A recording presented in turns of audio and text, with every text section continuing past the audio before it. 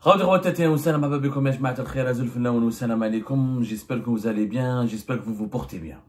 Le procès fleuve, c'est un procès fleuve. Plus de 80 personnes sont jugées pour l'économique et financier du tribunal de Sidi Mohamed depuis le 5 mai. Depuis le 5 mai, là, le procès a commencé. La fameuse affaire Saïda Narza. En réalité, il n'y a pas que Saïda Narza, parce qu'il y a deux autres candidats, Belkacem Sahli ou Abdelhamid Hamadi. Mais les autres, encore une fois, pour être tout à fait sincère avec vous, ce sont des figurants. La principale ciblée dans cette affaire, dans ce procès, soi-disant pour fraude électorale, pour corruption, pour escroquerie, pour achat de parrainages électoraux, pour versement de pots de vin en contrepartie de voix de parrainage et de soutien pour les élections présidentielles anticipées de septembre 2024. C'est un dossier préfabriqué qui cible uniquement Madame Saïda Narza. Pourquoi? Parce que cette dame a obtenu une grande popularité depuis septembre 2023, quand elle s'était dressée toute seule contre la politique économique désastreuse de Abdelmajid Tebboune concernant les redressements fiscaux arbitraires, injustes et trop violents qui ont été infligés aux entreprises algériennes, concernant les freins aux investissements, concernant l'inflation, concernant concernant les restrictions aux importations, concernant toutes les complications qui ont été créées de 2020 à 2023, jusqu'à même qui ont perduré jusqu'à 2024 et en partie jusqu'en 2025, et qui ont causé énormément de tort à la situation économique du pays. Et cette femme qui a voulu donc se présenter aux élections présidentielles, parce qu'alors qu'elle était l'amie de Tebboune encore une fois, je rappelle que de 2020 à 2023, mais Saïda Narza était le soutien d'Abdelmajid Tebboune. Elle s'est réveillée quand elle a vu toute la politique économique désastreuse. Sans parler de la politique dans d'autres domaines, les incarcérations, les arbitraires, les emprisonnements, les violations des droits de l'homme. Et quand elle a vu que les entreprises étaient en train d'étouffer, qu'on a mis en place des procédures, des processus de redressement fiscaux, sans procès, sans jugement, sans avocat, sans présomption d'innocence, sans la possibilité de se défendre, c'est devenu complètement inqualifiable. On en a déjà parlé à Navir Al-Julipart.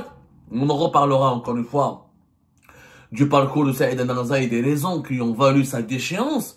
Cette affaire, qui est jugée en ce moment au tribunal de Sidi Mohamed, elle doit attirer l'attention de tout le monde parce qu'il y a des anomalies flagrantes.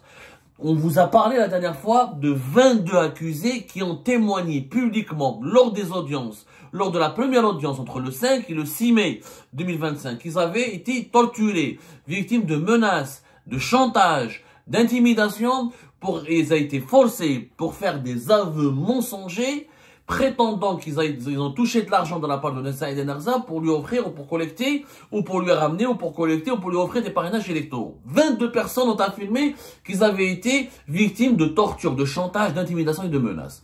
Le juge, tellement face à ces témoignages, il a interrompu les audiences. Il a repris ensuite le déroulement de l'audience, mais sans reparler de sujets qui étaient initialement abordés, à savoir les pressions, à savoir le caractère mensonger et les contraintes auxquelles ils ont été soumis les accusés pour faire des aveux mensongers.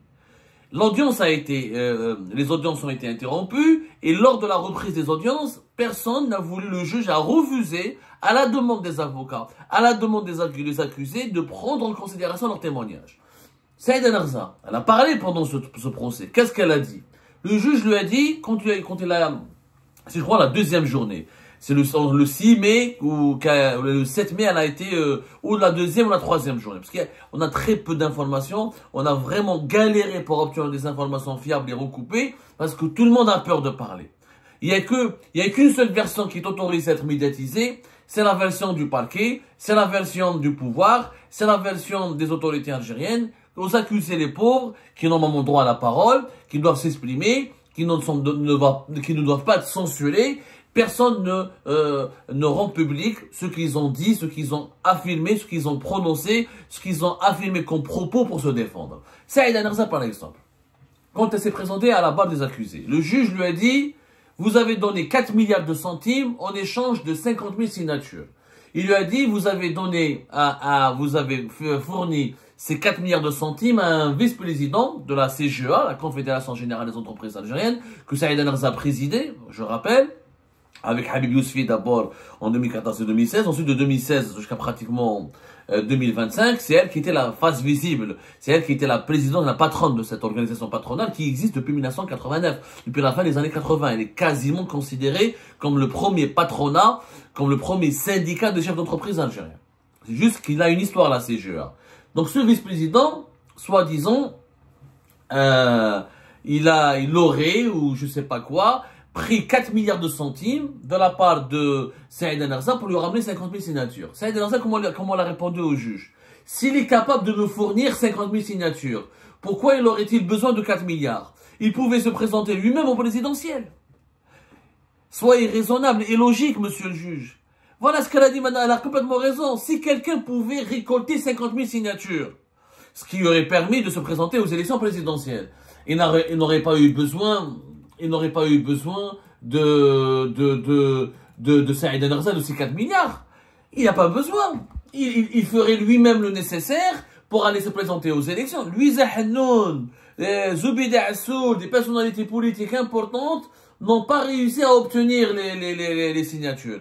Comment un seul homme, le bras droit de Saïd Enarza ou son vice-président, comment il aurait pu lui-même, tout seul, et récolter 50 000 signatures. Il faut savoir qu'en Algérie, la loi où il faut 600 signatures d'élus de différentes mairies, de différentes assemblées, députés ou maires, etc., et de différentes régions, ou 50 000 signatures d'électeurs inscrits sur le fichier électoral et issus de plusieurs régions.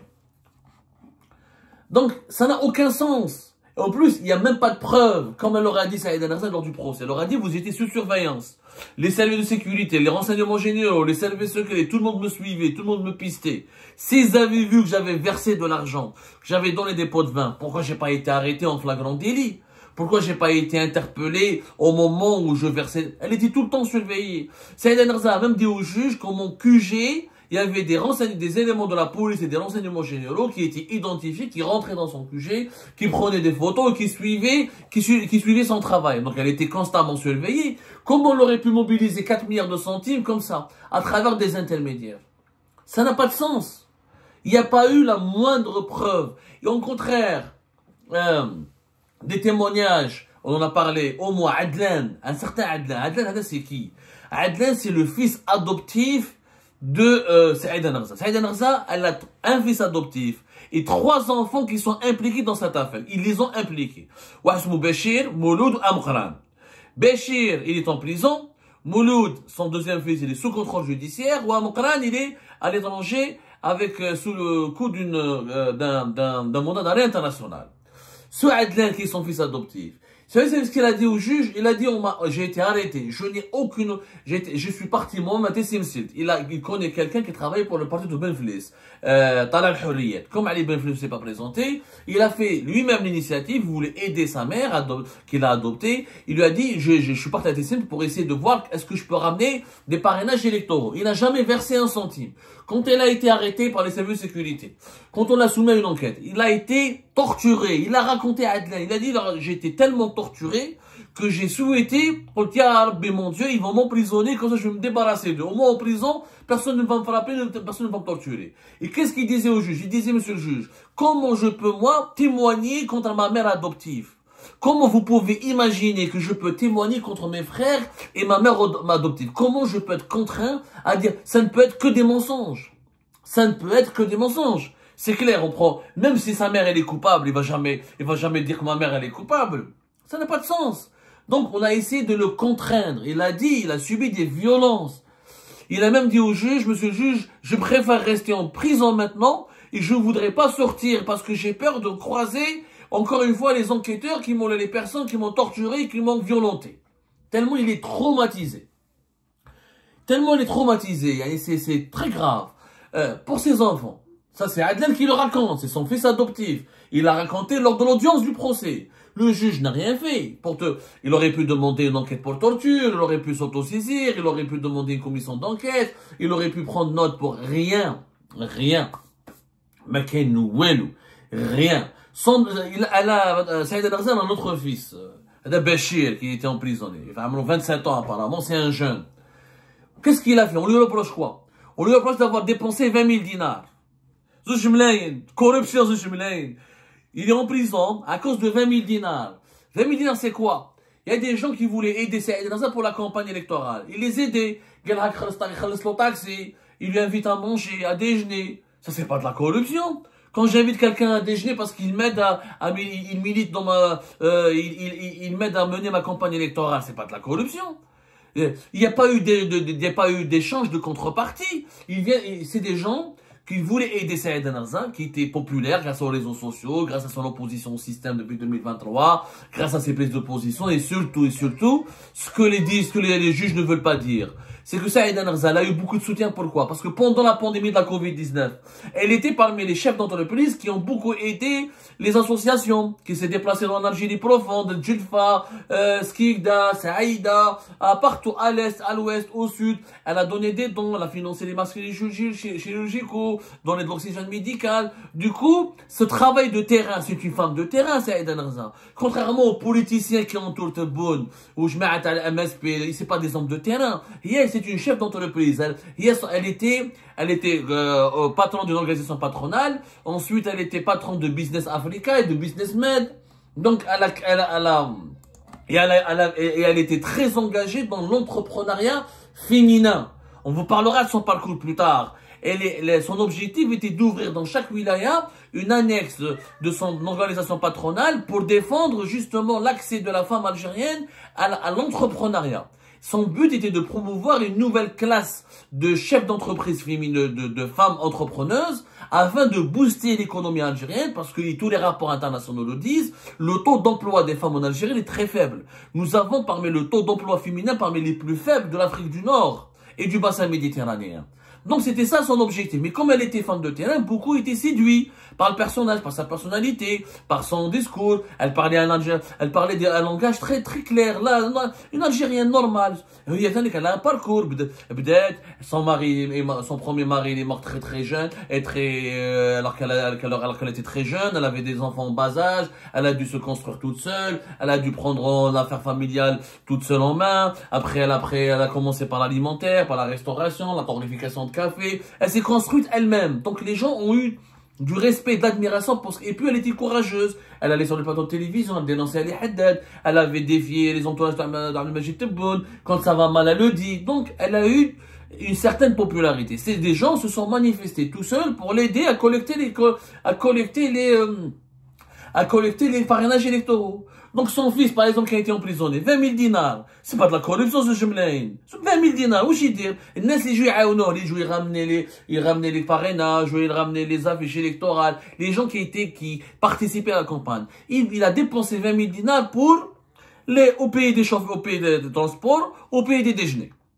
Dès la corruption, l'ont mis en prison. Ça n'a aucun sens. Son deuxième fils, par exemple, Adam Mouloud, il est sous contrôle judiciaire. Il était à l'étranger. Il était à l'étranger quand la campagne électorale avait commencé, ou quand il y avait des préparatifs pour préparer le dossier de candidature de Saïd Narza. Il n'était même pas présent en Algérie. Il n'a jamais apporté, il n'était même pas impliqué, ni directement, ni indirectement, dans les activités de sa mère. Mieux encore, le quatrième fils, enfin le troisième fils, c'est un fils adoptif, le troisième, Amokran. Il a quitté l'Algérie depuis février 2023. Je l'ai vérifié, j'ai vérifié moi-même les informations. Depuis février 2023, il s'est installé au Sénégal. Il n'a jamais remis les pieds en Algérie. Et alors, on lui a fait un mandat d'arrêt international. On l'a impliqué donc en corruption, escroquerie, fraude électorale. Mais comment il aurait pu participer à un crime alors qu'il était physiquement pas présent en Algérie? Brahim Bilabassi, on lui a dit c'est toi qui as allumé, qui a déclenché les feux de forêt de Kabylie, le lynchage de Jamal Ben Smaïl, alors que lui il est en France depuis 2019. Il n'était même pas sur le lieu des incidents, il n'était même pas sur le lieu du crime, comme on dit. Ça n'a pas de sens. Ça n'a pas de sens. Et donc, il y a aucune preuve. La justice a été arbitraire. C'est un procès qui repose sur aucune preuve. Je la défends pas parce que je la connais. Je l'ai connue en 2016. Je n'ai aucun contact avec elle. Mais moi, je défends la justice. Je défends l'honneur de la justice algérienne qui est déshonorée dans cette affaire. Qui est déshonorée de cette affaire. Vraiment déshonorée. Alors, les élus qui ont parlé, on les a accusés d'avoir fait de la corruption. 800 000 dinars. Alors, quelqu'un de Kabylie. Il lui a dit, moi j'ai ramené 150 parrainages électoraux. Il lui a ramené 150. Il a dit au juge, si je pouvais, j'aurais ramené plus. Et j'ai pas besoin d'argent, je l'ai fait par conviction. Les autorités algériennes n'ont pas apprécié que des gens de conviction s'engagent auprès de candidats qui étaient contre le deuxième mandat de Tebboune. C'est ça là, c'est pour ça qu'on les juge. C'est pour ça qu'on les juge. Il y a aucune preuve de corruption. Et que des aveux obtenus, encore une fois, par la torture, par le chantage, par l'intimidation, par la peur et les pressions. Mais il y a pas eu de preuve. Un autre élu, il leur a dit, si j'étais corrompu, j'aurais profité de la vente des vignettes. Je vais pas vendre des parrainages. Les élections, ça se passe chaque 5 ans. Les vignettes, c'est toute l'année. Si j'étais un homme corrompu, j'aurais vendu des vignettes. Pourquoi je vais vendre des parrainages à 1000 dinars, là, 800 dinars? Voilà. Beaucoup d'élus qui sont emprisonnés, qui ont été emprisonnés, hein, ils ont tous affirmé qu'ils ont voulu soutenir Saïd Narza par conviction. Et Saïd Narza, à la fin quand elle a été interrogée par le juge, elle avait dit une déclaration qui, moi, m'avait frappé, qui m'a été rapportée par des sources. Mes enfants me pardonneront sûrement un jour, mais ces pauvres gens, ces élus, les membres de la CGE qui ont été emprisonnés, et pratiquement dans les cas des dizaines de personnes ont été emprisonnées à cause de Saïd Narza, à cause de l'arbitraire qui s'est abattu sur Saïd Narza, à cause de la cabale judiciaire qui s'est enclenchée contre Saïd Narza. Beaucoup ont payé un prix très fort. Est-ce qu'ils me pardonneront un jour? Certains détenus ont vu leurs parents et leurs enfants mourir durant leur détention, sans pouvoir assister aux funérailles. Je clame mon innocence et je clame l'innocence des autres. C'est terrible. Il y a des personnes qui ont été arrêtées arbitrairement dans l'affaire de Saïd Narza qui n'ont même pas assisté aux funérailles de leurs proches, qui sont morts. Ça fait plus de 8 mois, calculé depuis le début du mois d'août, qui sont en détention. Nous sommes au mois de mai 2025, presque une année bientôt. Rien, sur aucune base. Aucune base, Yajma'a, aucune base. Il n'y a pas de preuves, ni rien. C'est des enquêtes l'enquête a été bâclée, des faux témoignages, des informations approximatives. Les principaux concernés, où ils étaient à l'étranger, ils n'étaient pas présents sur le moment des faits. On leur a attribué un rôle qui n'est étayé par aucun fait, par aucune preuve. Certaines personnes qui ont été impliquées dans ce dossier, ils avaient appris qu'ils étaient accusés le jour de leur interrogatoire. Ils savaient même pas de quoi il s'agissait quand ils étaient convoqués. Ça n'a pas de sens. Ça n'a pas de sens. C'est un procès du déshonneur. C'est le procès, je le dis et je le redis encore, du déshonneur. J'espère qu'il y aura un appel. J'espère que la Cour d'Alger va corriger cette connerie. Je rappelle qu'aucune plainte n'a été déposée par l'autorité nationale indépendante des élections. S'il y avait une fraude électorale, pourquoi l'autorité nationale indépendante des élections, Mohamed Sharfi, pourquoi elle n'a pas déposé plainte? C'est la seule. Qui est habilité à déposer plainte, à parler de fraude électorale? Ou l'autorité nationale indépendante des élections, ou le Conseil constitutionnel. Il n'y a pas eu de plainte de leur côté. Il n'y a pas eu. Comment l'affaire elle a commencé par quoi? Par le parquet et la police judiciaire. Mais il y a les instances qui sont en charge de garantir la légalité, la transparence du processus électoral en Algérie ne se sont pas manifestés contre Saïd Narza. L'ANI, elle a des contrôleurs, elle a des surveillants. Est-ce qu'ils ont relevé un trafic, de la falsification, de la corruption? Pas du tout. Il n'y a eu absolument rien qui a été retenu contre Saïd Narza de la part de l'ANI, qui est la seule instance normalement habilitée à dire oui ou pas ce candidat a triché ou pas. Le déshonneur, c'est le seul mot qui résume l'affaire Saïd Narza.